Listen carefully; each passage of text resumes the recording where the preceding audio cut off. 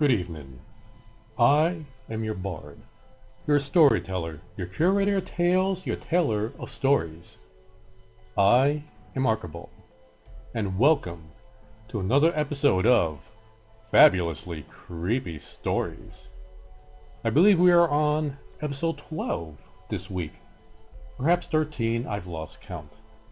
And I'm sorry for the late stream today. We had some technical difficulties. We are trying to improve our setup and quality of the videos. Hopefully within the next few weeks you'll see that. Depending on if equipment shows up. But anyway, thank you for showing up. I see we have Star King already in chat. Thank you for arriving, Star King. I hope you have a fabulous night with us tonight. And I would like to jump in and...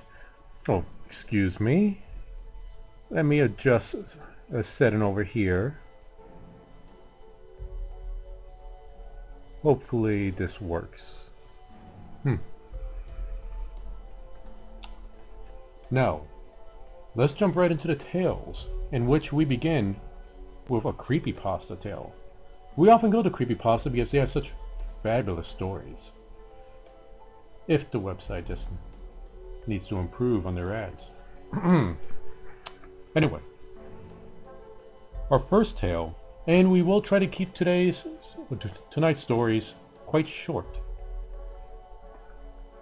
Let's see if this format works out best for us. You tell me. Join the Discord. Let us know.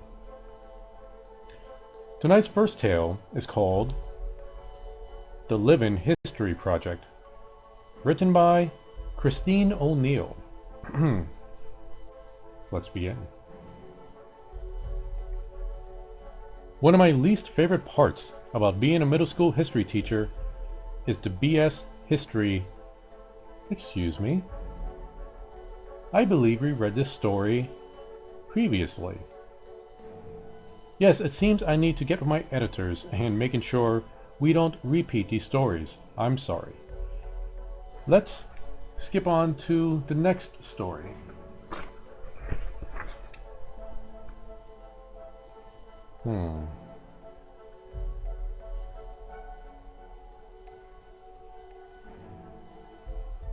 Yes, here we go.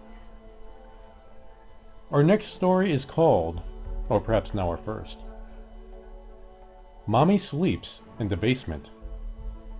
And we do not have an author for this story. It has been written anonymously. So let's begin. Speak louder, please. I put my hand up next to my ear from the back of the room, signaling that she would need to raise her voice. She took a deep breath. I could see anxiety turning her cheeks beet red, as strands of blonde hair began to fall out of the same nappy ponytail she wore every day. There was something about her so familiar, but I just couldn't put my finger on it.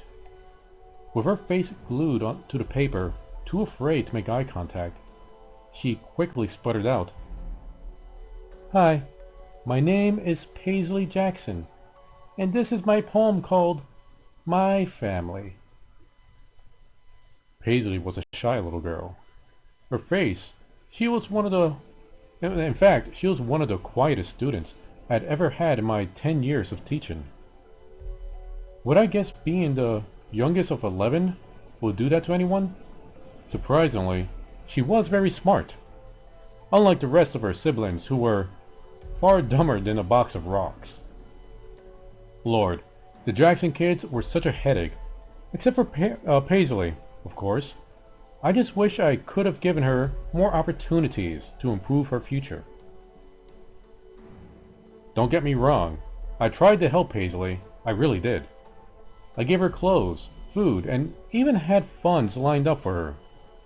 But living dirt poor in a shack out in the middle of the desert was a bad hand to be dealt in life. Besides, no matter what I did, it wouldn't have made a difference. Everyone knows that the cycle of poverty is almost impossible to break.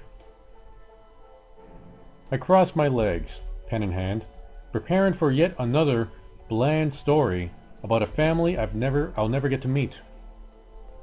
If you'd ever worked with underprivileged kids, you know that guardian involvement is quite rare. When it came to interest in their daughter's education, Paisley's parents were no exception. I have two mommies. One named Betty, who could make good spaghetti. I call her Mom. She's the one that's married to my dad, Tom. One named Claire with pretty yellow hair. I call her Mommy. Dad calls her his project, his hobby. Being smack dab in the middle of Utah, I've seen hundreds of polygamous families, so this didn't strike me odd. Besides, even though polygamy is illegal, I try to keep my nose out of my own business. Mom takes care of us all. She can do that because she's so tall. Mommy wears a pretty silver bracelet. She wears it because she's so famous. Wouldn't be the first time I saw kids coming up with stories about celebrity parents to add excitement to their ordinary lives. I just didn't expect it to come from Paisley. Mommy has me and Tommy. He's one of my older brothers. Mom is a lot older. She has all the others. I cringed. That meant that one of Paisley's mothers had given birth to 9 children. I couldn't imagine going through that many pregnancies. Dad says me and Tommy are a gift from God. He'll never hit us with a rod. His pride and joy is Tommy, but he says the only person he truly loves is Mommy. I looked up from my grade book, with the line about a rod catching my attention. However, this wasn't the first time one of my students had accidentally reported abuse. Truth is, CPS picks and chooses who they really want to help. Mom is having another baby. She's mad Dad wants to name it Daisy. Mommy can't have no more kids. Her last one died of SIDS.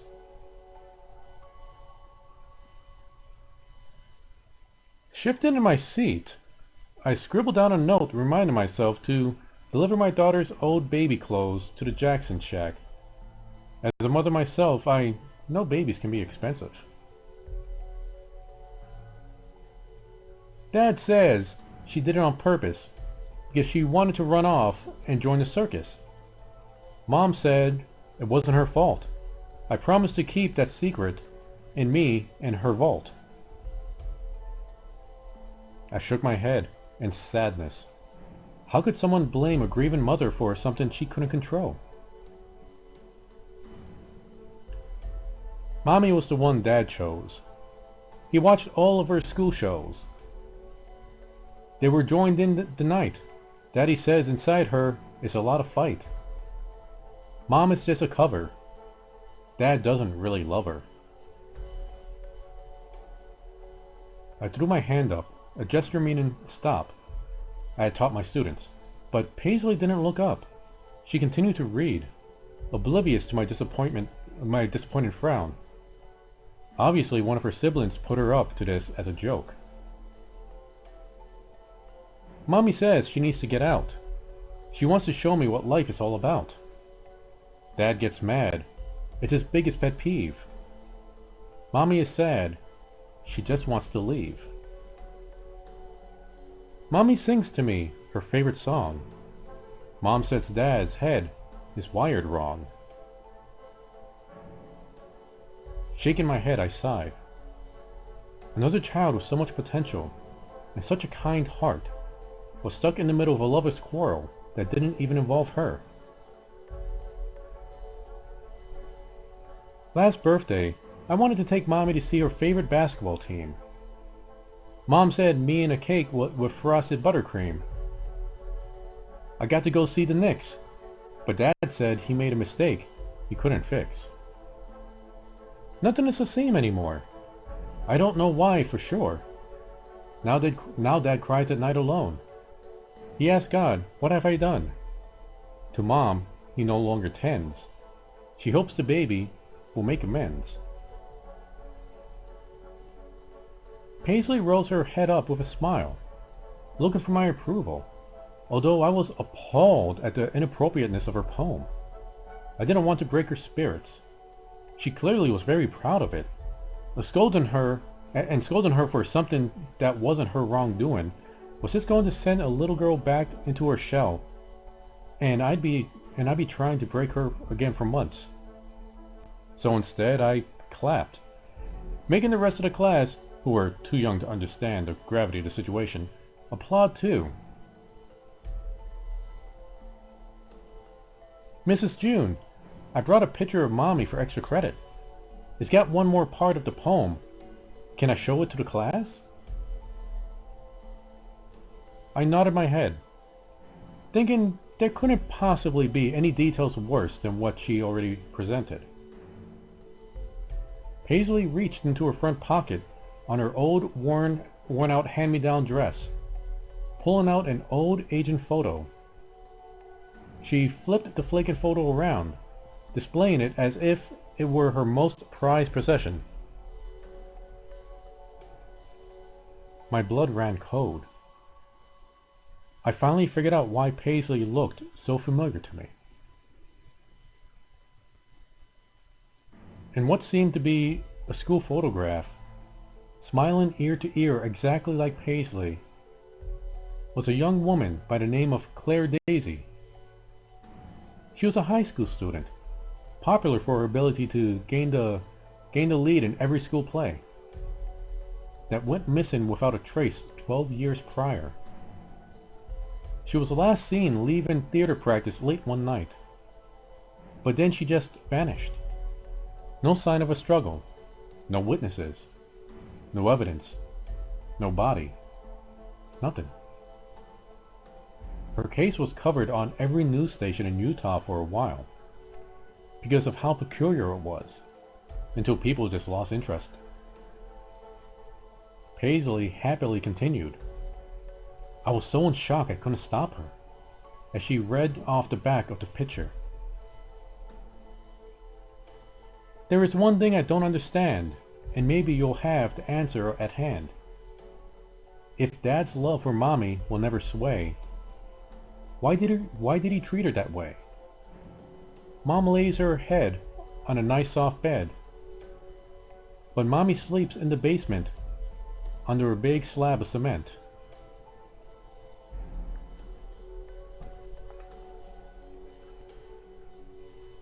And that was the story, Mommy Sleeps in the Basement.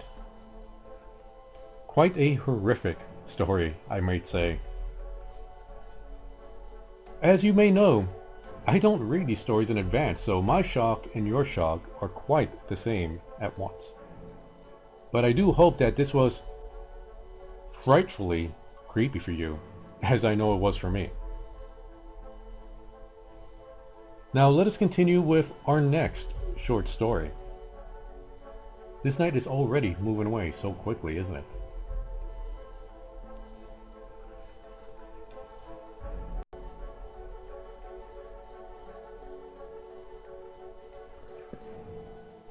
Our next story is Why I'll Never Work Security at Disney World Again. Written by Disney Security. I could already think of several reasons why to never work at Disney World, let alone security. Ooh. Yes, Star King, that is the proper response. I do presume you mean our previous story and not Disney World security. Although having to deal with Disney, I'm not quite sure which is more horrifying. So let us begin our next story.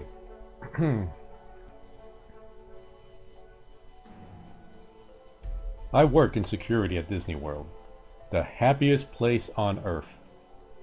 Typically, I wouldn't say where I work, as obviously there are some pretty strict rules about things employees can put online. But I just don't think I can tell this properly without that context. And, honestly, I think this may be it for me anyway, with this job that is. I just can't see myself working here again any longer now. I've been with the company for 23 years, The first 20 years, I worked in the parks, nabbing shoplifters and rounding up people who were drinking too much for the heat. Occasionally, there'd be a fight to break up, but people usually kept it pretty mild. The heat and walking were getting too much for me in the last few years, so I asked to be transferred somewhere with air conditioning, and the company moved me to one of their resorts. While the working conditions were 110% better as far as climate and comfort go, the guest issues were trickier, mainly domestics. I guess the expensive and stress of vacation got to a lot of people, and I'd be called by neighboring rooms because some mom and dad were yelling at each other. I tried to suggest they take a nap or go do separate activities for a bit, and that would usually calm them down. But none of that is what I'm here for. I got to get this out while I have the time. 3 days ago, I got a call from management. Apparently, a couple of days before that, housekeeping had gone into a room that shouldn't have been turned over that day. Turnover is when one guest leaves by about 11 a.m. and the next guest checks in at about 3 p.m. And all the guest items were still in the room. Housekeeping made a note of it and moved on. But during the next 2 days, when they entered the room, everything was still there and untouched. I went to check it out, and sure enough, there was an empty room full of luggage, clothes, snacks, some toys, everything a family would need for a vacation. The manager had already looked up the previous reservation, and it was for a family.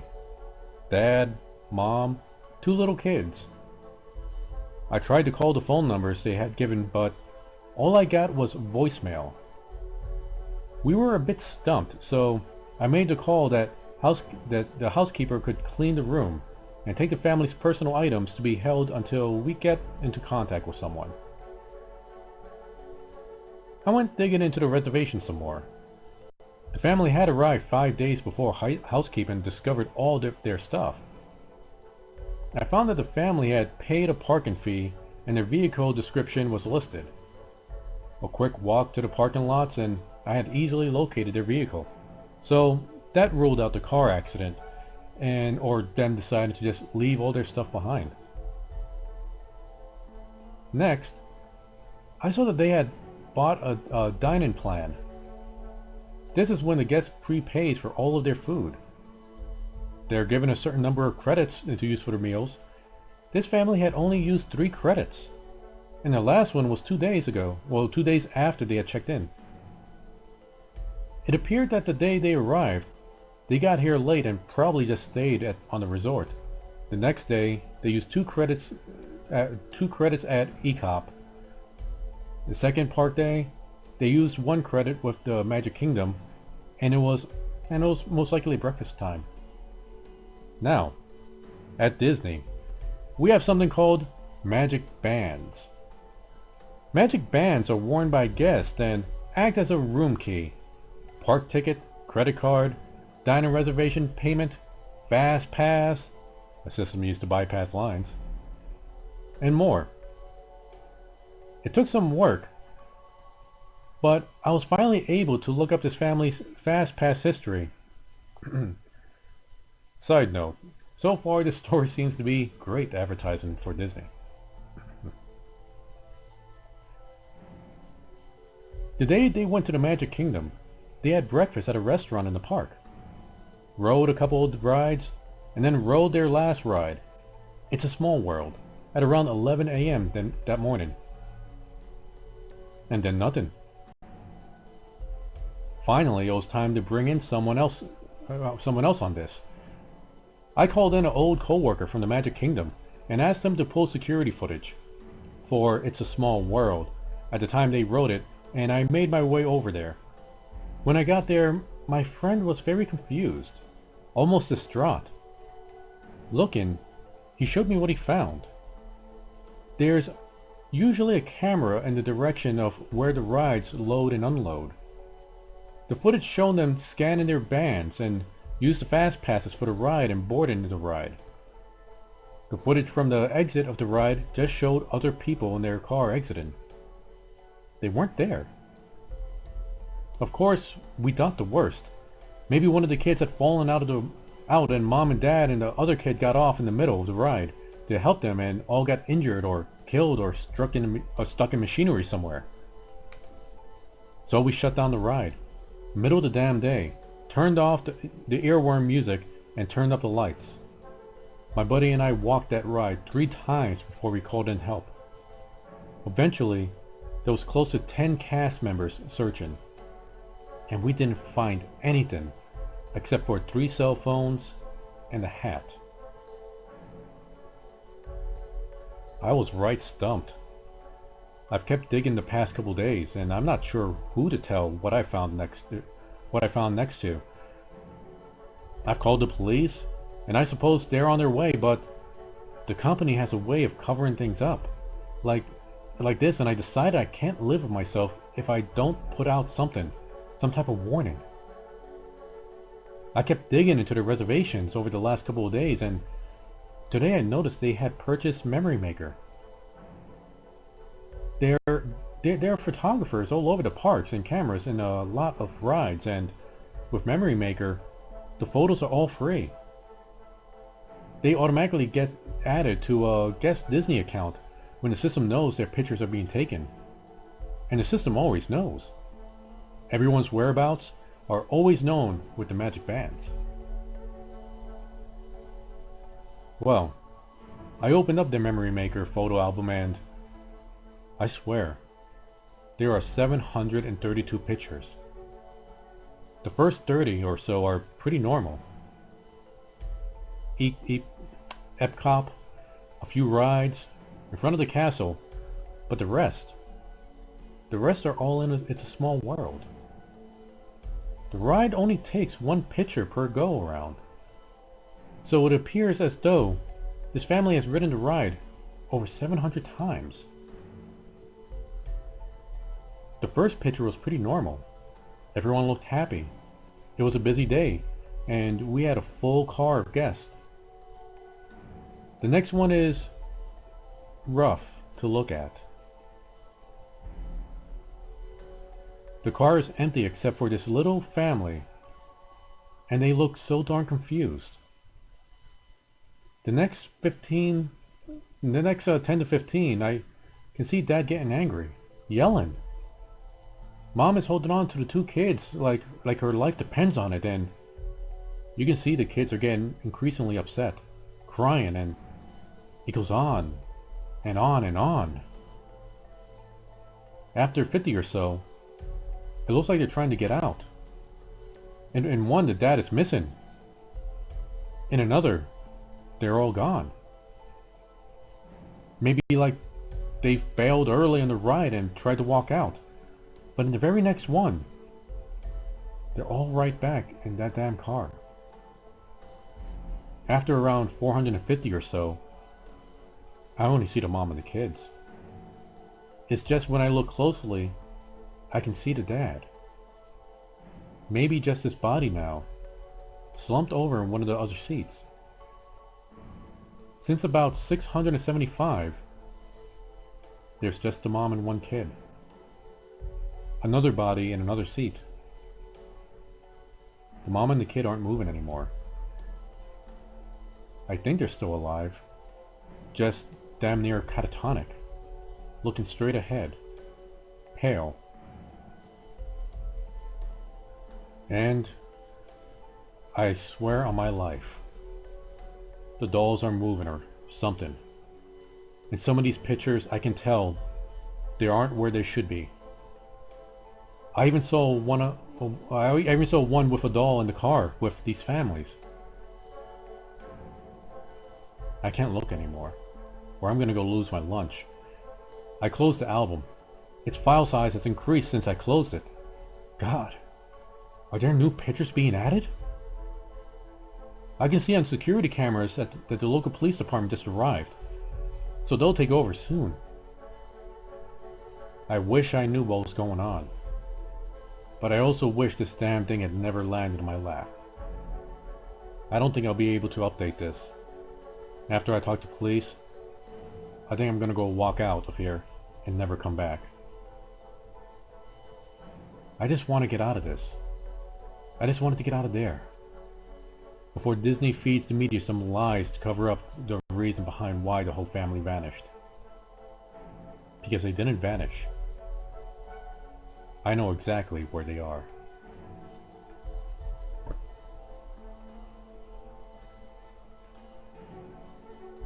I always did wonder why those dolls at those parks are so lifelike. Welcome Chow Lin to the stream, and thank you very much for the diamond. It helps support this channel. And thank you for the Lemon Star King. It's very much appreciated. I hope you are all enjoying the stories thus far. Seeing as how we accidentally had to skip one because I've already read it, I believe we're down to... let's see... one more story. This shall be a shorter stream for the night. And again, sorry for those technical issues. We're still working on those.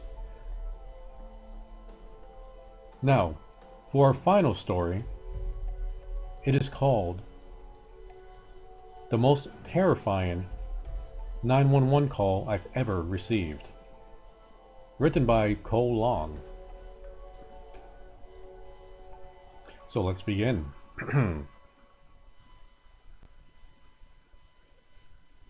911, what's your emergency? I said as I answered the phone. There's a bat in my house! A loud scream came over the speaker. Send someone to come and get it! Alright, ma'am. I'll send an animal control over as soon as possible. The caller never thanked me and said she will be outside waiting. I pressed the button to dispatch the nearest unit. I sat in my cubicle, doodling with my ballpoint pen and a piece of blank white paper. Being a dispatcher isn't always easy. Especially in the middle of nowhere, Montana, with a population of 500. We get random calls about bobcats, bison, and bears, oh my, coming into front yards. Teenagers prank calling because they're just bored, and of course, the regular hunting emergencies. But all of this is few and far between. Sometimes we can go hours without getting a call, which makes it hard when you work the night shift alone. Kara? I heard my straight-laced boss call. My straight-laced boss say as he came down the hallway. I'm here! I yelled back, still doodling on the white paper. I could hear his staggered footsteps coming in my direction. Oh, hey, he said, popping his head around the corner. I'm leaving. Do you need anything before I go? I think I'm good. I held up my now cold coffee. I'll turn off the rest of the lights then. Have a great night. I heard the sound of the lights turning off down the hallway. It's those fluorescent lights that make the buzzing sound whenever you're under them. I hate when they get turned off. Even it gets so silent. Being in this building at night all by yourself, the imagination can get the best of you.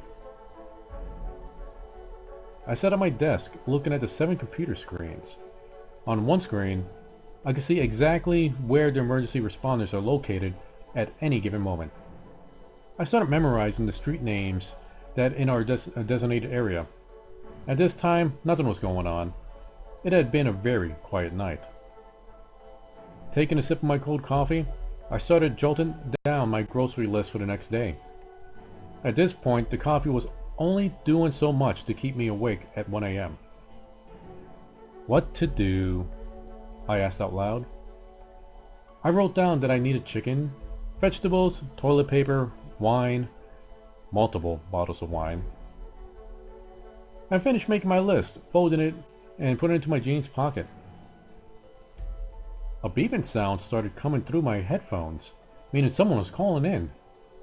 I looked up as a name and number flashed on the screen in front of me. 911, what's your emergency? I said clearly to the person on the other line. I need help. a child's voice said. "What's your name? What can I help you with?" I said back to the frightened young girl. "I need help," she said again. I replied, "I can't help you unless you tell me what's wrong." And then the phone line went dead. Immediately dialing the number back, I waited for it to ring, but there was no dial tone and it wouldn't reconnect. I decided to call one of the responding officers to check it out.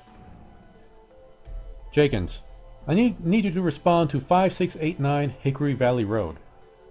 There could be a possible VIC. I tried calling her back, but I got no answer," I said into my headphones.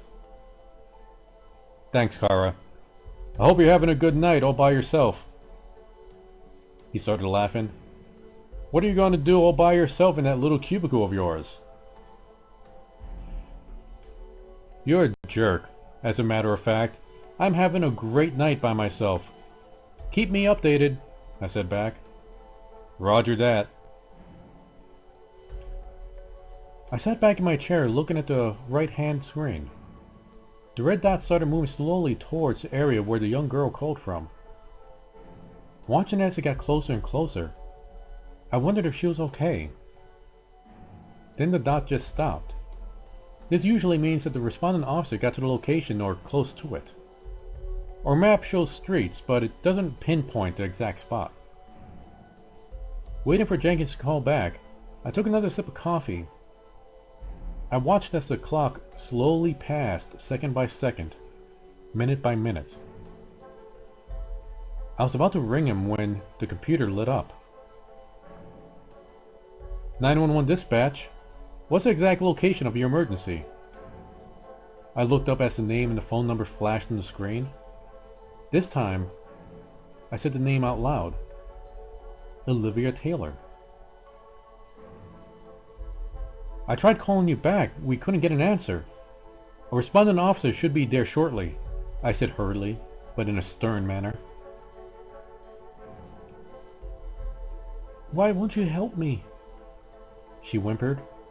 I heard her crying on the other line. "We are trying to help you, Olivia. Someone should be there any second.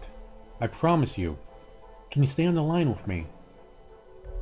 I asked while trying to get my stuff together. "Closet," she replied. "You can find us in the closet." I could hear another distant whimpering that wasn't coming from the VIC on the other line. "Olivia, is there someone else there with you?" My heart felt like it was going to fall out at the bottom of my chest. I have to go! He'll hear me!" she cried out. "Who will hear you, Olivia?" I managed to ask a moment before the phone went dead again. I looked in the map and noticed Jenkins' spot had not moved. Growing concerned, I called him back. The phone rang and rang. Finally, he answered. "Jenkins," he said with authority. "Oh, thank God." I took a second to catch my breath. My heart was pounding a mile per minute. "What, Kara? You can't handle being in a place by yourself? You have to call me all the time?" He tried to make a joke, but soon realized I wasn't playing around. "What's going on? Are you okay?" "I got another call from the VIC. What is your ETA?" I closed my eyes and tried to stay calm. This is part of the job requirement. "Waiting for backup. This place is out in the middle of nowhere. The only entrance is a path through the woods too narrow for the cruiser to fit through. We have to go on foot. Should only be another couple of minutes." I took a look on my screen. I could see two dots moving closer to Jenkins. "Call me at once you get to the property. She's hiding in the closet. I believe there is someone else with her," I informed him. Thanks for the update. I'll call you once I reach the site." And he hung up. I had to take a moment to decompress. I walked down the long hallway to the bathroom. As I turned the light, It flickered and it flickered to the sound of my heartbeat. The familiar buzzing sound calmed me as I splashed cold water on my face. Looking in the mirror, I could tell that my color changed. The normal tan hue is now pale and white, and my pupils were dilated. It's going to be okay. It's going to be okay, I kept trying to reassure myself. As I walked out of the restroom, I could hear a beeping sound coming from my headphones again. I ran to my cubicle thinking it was Jenkins giving me an update, but as I saw the name on the screen, my stomach immediately dropped. Olivia, I know this is you. Are you okay? I looked at the screen on the map. The officers are on their way. They should be there in less than a minute. There was no response. Are you there? Can you hear me, Olivia? A whimper came over the other line. It's too late, she finally said. He's in the room. He heard me. Who is in the room with you? I asked. Please tell me so I can let the officer know. I took a deep breath, determined to stay calm. He has a gun.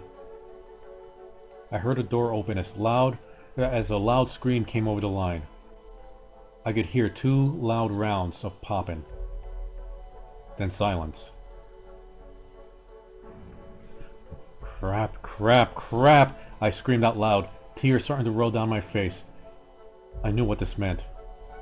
Just then the screen started to light up again. This time, the name said Carlos Jenkins. I took a deep breath as I answered.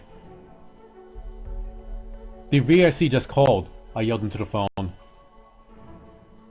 Could have a DOA, Jenkins. You took too much time. How's anyone been calling you, Kara? He asked, confused. Don't play this game with me now. Have you reached the destination or not? I looked at the screen in front of me. We reached the cabin, about a mile off in the main road. I hate to tell you this, but everyone is gone. There was silence on this end. Crap! I responded, rubbing my face, the skin beginning to get hot from my anger. But I don't understand how anybody could have called you tonight, Jenkins said.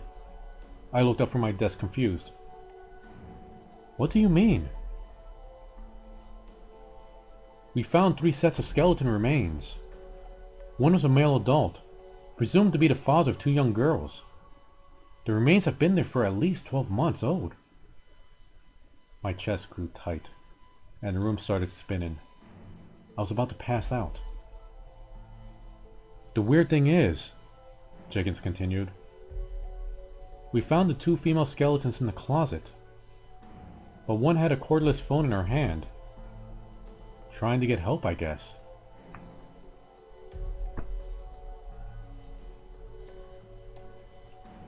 And that is the end of that tale. I guess the lesson here is, make sure you pick a good phone provider. Some might be delayed. Al Kronecker, welcome to the stream, and thank you so much for your donation. It's very much appreciated. And sadly, that is the last of our stories. I did have a longer one earlier, but as I mentioned, it was a repeat. That is my mistake, and I'll be sure to scold my editors very greatly for that. But I'm so happy you have all showed up, and I'm so sad we must part now. I hope you have had a fabulous night with us. I hope you have the most fabulously creepy dreams tonight. And we'll see you again next week for episode 13. Tomorrow, the Choppyreviewer will be back. Don't know what he's playing yet. He hasn't decided. He doesn't tell me much of these things anyway. But till then, you all have a fabulously creepy evening. Good night.